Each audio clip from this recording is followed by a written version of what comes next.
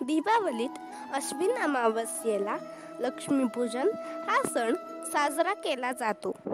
दिवाळी या सणाचा आनंद लक्ष्मीपूजनाच्या म्हणजे दिवाळीच्या मूळ दिवशी द्विगुणित होतो.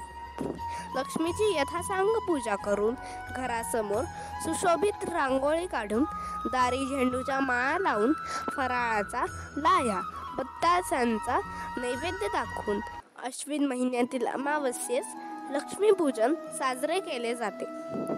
या दिवशी संध्याकाळी लक्ष्मीचे पूजन व श्रीसूक्त पठणही केले जाते. पुराणातील एका कथेनुसार लक्ष्मीपूजनाच्या दिवशी रात्रीच्या वेळी लक्ष्मी सर्वत्र संचार करते.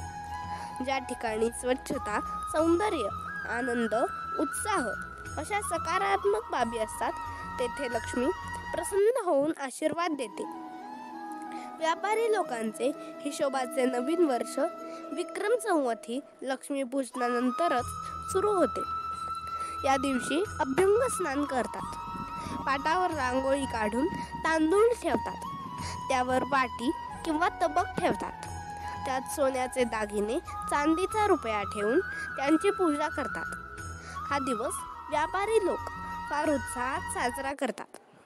या दिवशी लोक स्वच्छता करण्यासाठी लागणारी नवी केरसुणी विकत घेतात. तिलाच लक्ष्मी मानून तिच्यावर पाणी घालून हळद कुंकू वाहून घरात वापरण्यास सुरुवात करतात.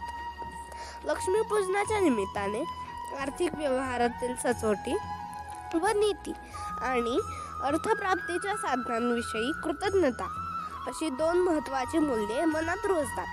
ही या पूजेची विशेषता आहे.